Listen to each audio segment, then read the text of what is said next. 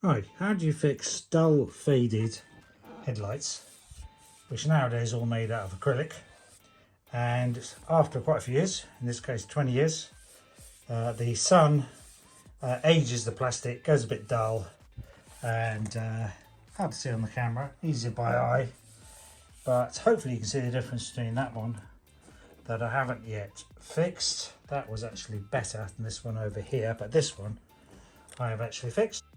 And it's now almost like new, nice and bright and sparkling. And you actually feel the difference. That is very smooth. This one, noticeably rough feeling. That's because the plastic's all been aged by the weathering and the sunlight. Particularly goes on the top, partly because of the heat from the bulb probably, and partly because the sun is shining down on it when it's outdoors. So how do you fix it? You can buy kits from motorist discount shops like Halfords, but basically all it amounts to is polishing off the plastic. Now it's quite hard work if you just go straight to a polish, and I've tried before with this polishing compound, Farecla G3, which is basically a very light abrasive. It takes a lot of effort to polish it up to this sort of level. Much quicker way of doing it. Much quicker way of doing it is to buy some wet and dry. Start off with a 3000 grade. That's the 3000, just a small bit, and have a little tub of water. And let's show it on this one. Much quicker way of doing it.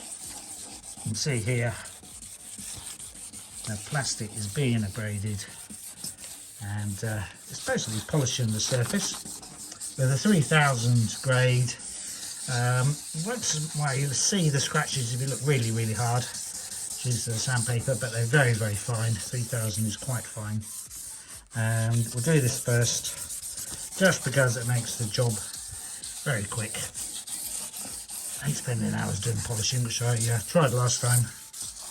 As I say, just using the G3 polish. Spent about half an hour doing it, and eventually gave up and cheated and used a bit of hardwood furniture oil to just cover it up quickly before the MOT, which is another way of doing it.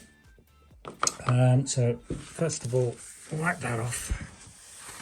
You can see it's still slightly better, but still a little bit dull from the scratches from the 3000 grade. And what we do then next is get a 7000 grade wet and dry paper. You can get these papers from eBay. I'll try and put some links in the video description section for these.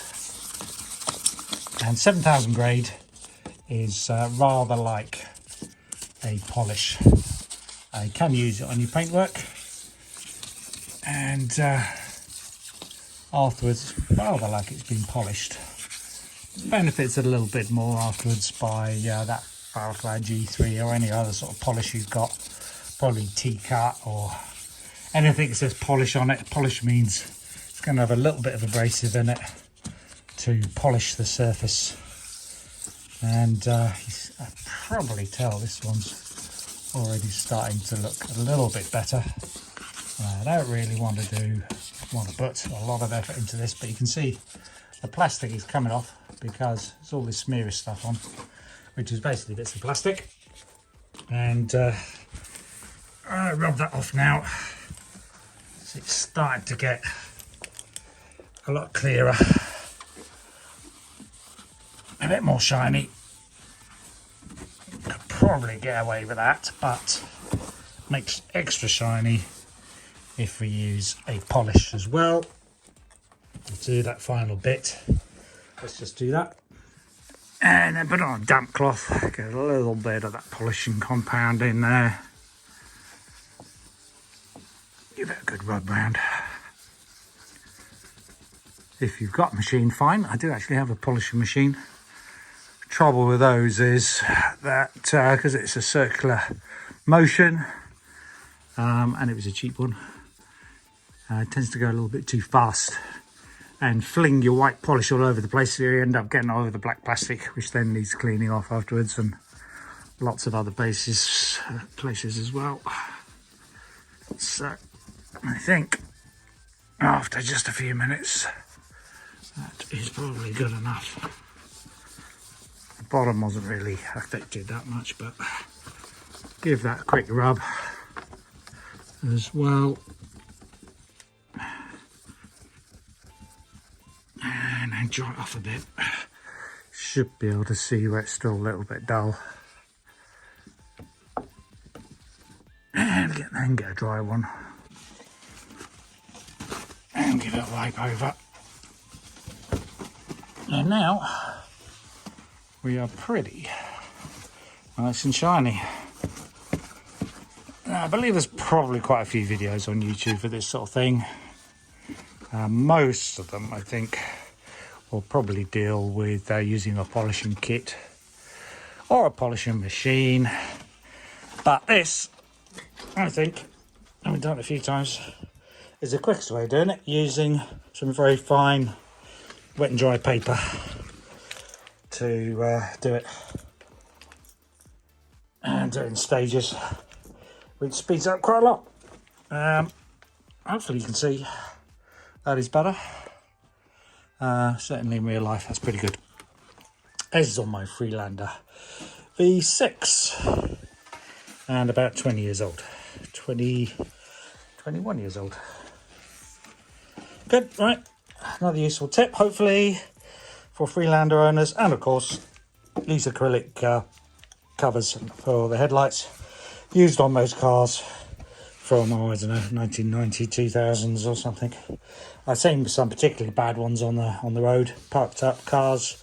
I'm not sure how they get through the MOT. Some of the Mercedes seem particularly bad that I've seen, but lots and lots of other cars. Freelander is not too bad, but yeah, it does still suffer a little bit. But easy to fix. There you go. Okay, thanks for watching. Good luck with your DIY projects. And if you like, please help me out by clicking the thumbs up like button and subscribe for hopefully future come in handy videos that might even save you a bit of money. I know quite a lot of money has been saved with recovering car fobs that have gone through the washing or been dropped in water and stopped working. Somebody the other day said thanks very much for recovering their fob that had been dropped in water, but it sat on the side not working for about a year. Used the technique in my video for fixing the fob and it came back to life. I just wish they'd send me some money for that, having saved them hundreds of dollars, but hey ho, can't have everything, and it's nice to help people. Okay, that's it. Thanks for watching. See you again. Bye.